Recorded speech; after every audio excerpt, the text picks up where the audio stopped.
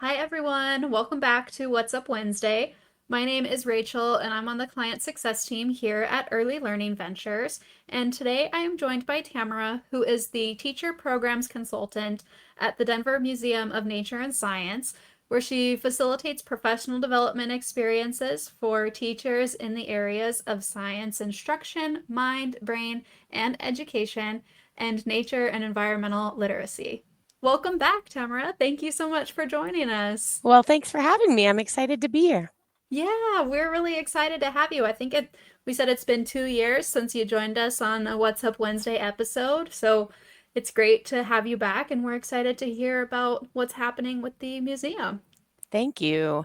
Yes, I know. I think it was soon after I started working at the museum that we met originally. And since then, a lot has happened in the ECE realm here at the museum. A lot of my work, a lot of the reason I was brought on was to enhance our offerings for educators and young people in early childhood. So I'm excited to share some of those developments with you. Awesome. I can't wait to hear about it. Thank you also to everyone who is joining us today to watch this episode. If you have not heard of Early Learning Ventures before, we are a mission driven nonprofit based out of Colorado with a focus on providing solutions to help childcare businesses across the nation succeed. We provide software solutions and hands on support to help streamline operations, reduce costs, and improve care. These What's Up Wednesday videos are just one of many resources that we offer, and I have links in the description of this video that will take you to our website where you can learn more and hopefully connect with us further. We would love to hear from you. I'll also have all of the links in the description of this video that Tamara has shared with us today, so we encourage you to visit those destinations and learn more about the Denver Museum of Nature and Science as well. All right, Tamara, to start, can you just introduce yourself, tell us a little bit about you and your background, and then also just give us an introduction to the Denver Museum of Nature and Science? Absolutely. Thank you. So, I am a teacher programs consultant, as you mentioned, here at the museum. I like to think of myself as a liaison to the museum for educators. I work with educators in preschool, of course, but all the way through high school. And I am their point of contact kind of with anything they need, whether they're trying to build a meaningful inquiry driven field trip or they're trying to figure out how to bring a museum educator to their own classrooms or somewhere in between. It is a wonderful opportunity to connect with our teaching workforce out there. I know that science is often a subject that is a little intimidating for teachers, particularly if they are not a content specific science teacher. So I have a really great time working with elementary and ECE teachers to help them kind of crack that open, demystify science instruction, approach inquiry driven instruction in a way that is exciting and full of wonder and naturally builds upon the curiosities of our young people. So, and as you mentioned, I provide professional learning in three different areas. Obviously, best practices in science instruction, which is what one would expect from someone at the museum. But we are also the state hub for mind, brain, and education work and research. So I feel greatly honored. They send me out far and wide to go attend conferences to learn more about neuroplasticity and how our brains acquire new information or replace false information with new understandings, how behaviors are formed, attention is driven, motivation is formed. So all of these kind of mind and brain elements that inform education and learning is one of the areas of expertise we are proud to have here at the museum. And then, of course, nature and environmental literacy. And one of those things is we have field courses where educators can sign up for a full day experience, oftentimes out in the field. Sometimes it is running down a river, 3 days, 2 nights of an experience learning and exploring the world down a river, or a camping trip, or a 1 day field course. But the the idea is to bring teachers into the natural world so they feel more comfortable bringing the natural world into their classrooms.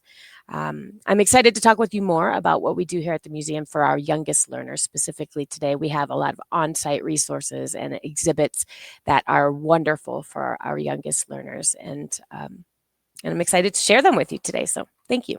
Yeah, oh my gosh, there's so much to unpack there, and all of that sounds so exciting. Do you want to start with maybe telling us about the Science is Everywhere series of trainings? Sure. When last we spoke, we were at the very beginning of developing this series of trainings for early childhood educators.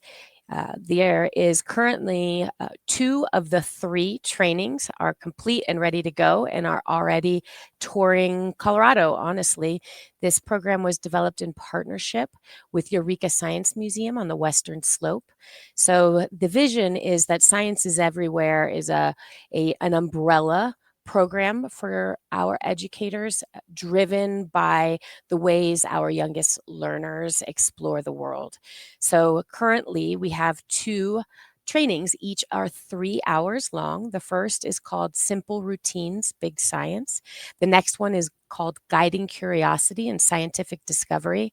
And the third is still under development. We'll learn more about that in 2027. So far, my partners at the Eureka Science Museum and I have worked to develop these trainings and then piloted them at the Rocky Mountain Early Childhood Conference, where we've welcomed educators from all across the state and beyond to come in, participate in a learning experience, get their feedback, and find what worked for them, what resonated for them, what is most applicable in their classrooms. And then we have revised and refined that training in order to bring it to our broader community. So these workshops now, the 2 that are complete, are 3 hours long. We do them here at the museum. We do them in the Front Range, but I also do a lot of traveling out into our mountain communities and more rural communities, understanding that a lot of our educators who live in rural Colorado have a more difficult time accessing museum resources. So it's our goal to ensure that we're reaching all educators across the state of Colorado, and that distance and costs are not prohibitive. We want to ensure everyone understands that we're really here for the whole state. So yeah, we have 2 of these programs that are sometimes held here at the museum, and they can learn more. Folks can learn more about those trainings to sign up for a one-day experience here at the museum. The other way that we're able to reach educators with these trainings is that site directors or principals often invite myself or my colleague on the Western Slope out in Grand Junction to their community, and we show up in their school often, and we facilitate the experience, the workshop in their own homes, in their own schools. And so that has been a wonderful way to reach entire faculty at one time. And these 3 trainings, they stand alone, but they also build upon one another. So it's easy if someone knows they're looking for something specifically and they want to go out of order with these trainings, that's not a problem, but they do complement one another. That's so amazing. I love that effort there to engage with the community and collect that real-time feedback and really tailor the trainings to those specific needs, but also the broader reach there and making these resources accessible to all areas throughout Colorado. I love that. Thank you. And like you said in the beginning too, like science might not be an area of expertise for some educators, but to have you guys as a resource to still be able to foster that with the children they care for. I love it. Thank you. And, I think that the intimidation factor of science is pretty deeply rooted in many of us, not just our educators.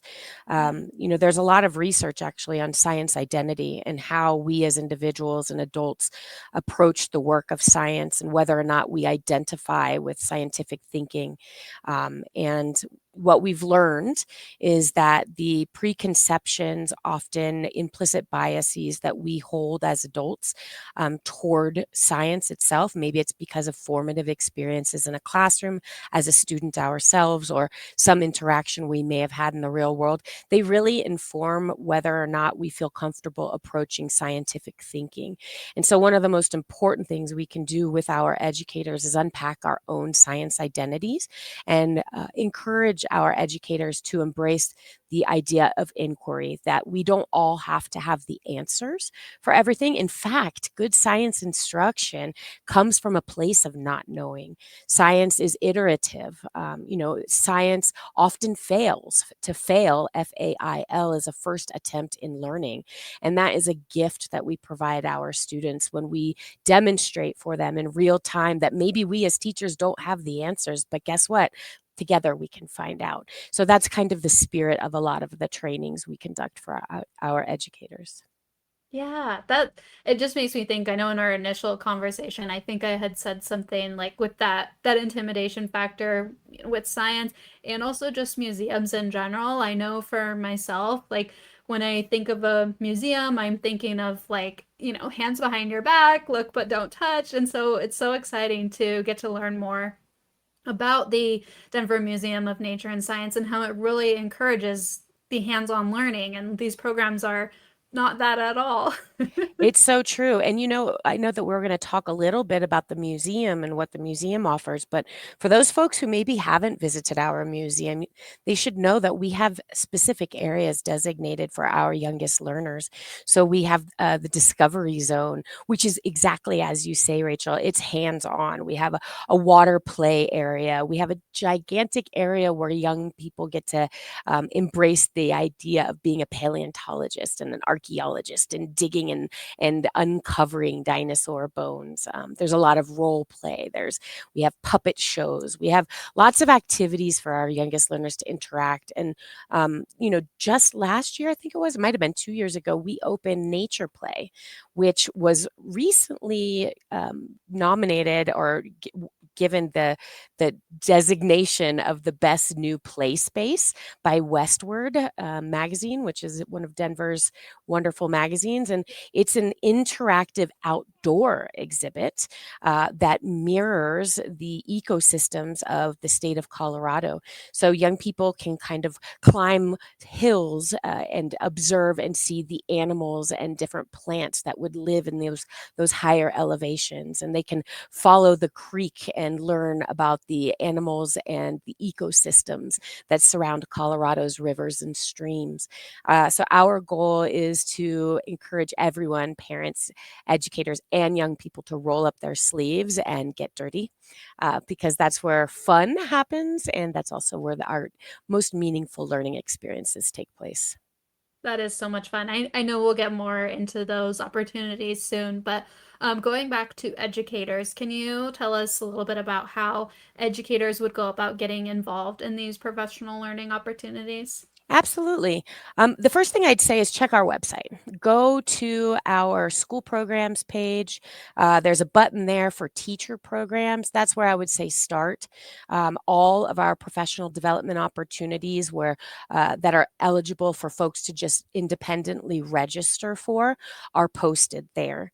I should also mention some development that we've had since I spoke with you last, Rachel, is that many of our ECE programs, the two specifically that we spoke about in the Sciences Everywhere program, are PDIS and Colorado Shines approved.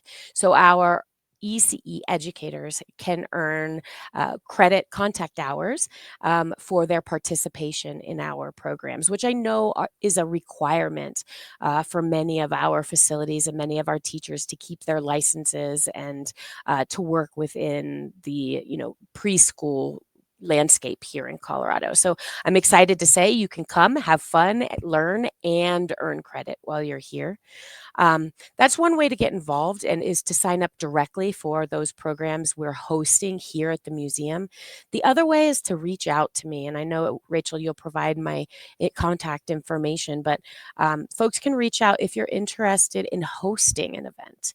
So many, I've been participating in our statewide ECE coaches meetings now for a couple of years. There are 2 a year. One generally is virtual, one is in person often.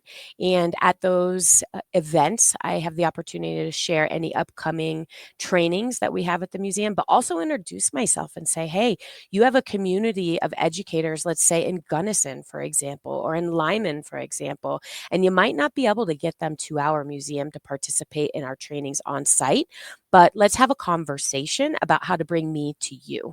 So that would be the other way. And, interestingly, teachers are our best advocates.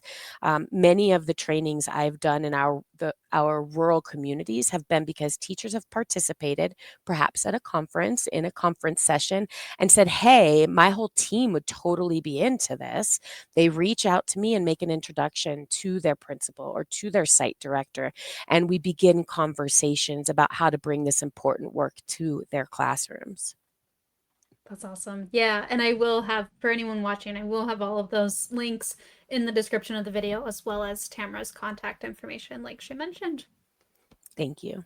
Yeah, all right. I'd love to talk more about the work that the museum does with the science of learning. Can you tell us about how that connects to early childhood?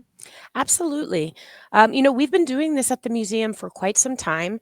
What folks might already know, or perhaps just be learning about now, there is an emerging field. It's called mind, brain, and education and science of learning. There's a lot of overlap on the theories behind these and the emerging research now that technology advancements have gotten to a place where we can really study the brain and study neuroplasticity and how our brains process information and how new memories are formed, we're able to understand better the strategies in our classrooms that are the most effective. And incidentally, the strategies that we may be using for a really long time that are least effective. And so our goal is to take the research that's being done, globally, really, and bring some of our best facilitators and researchers here to the museum in particular. We have an annual conference. We have the Mind, Brain, and Education Conference every fall. This year, it is on October 7th, and we are welcoming facilitators, workshop presenters, authors from around the world to come and present their work and their strategies to our educators. And this will be our 6th annual this year.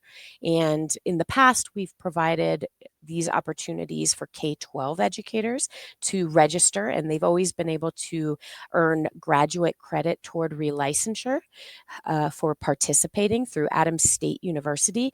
This year, I'm excited to say, is the first year we have an ECE track. So our preschool teachers can come explore things like behavior and why and how play can be viewed and pursued as a strategy for instruction. These are just a couple of examples. These sessions will focus on the social and emotional development domain, and ECE educators who would like credit for them can earn 7 contact hours for their participation and submit them to Colorado Shines to meet their requirements. That is open. The conference is open for registration now. And I should mention, it is also extraordinarily affordable.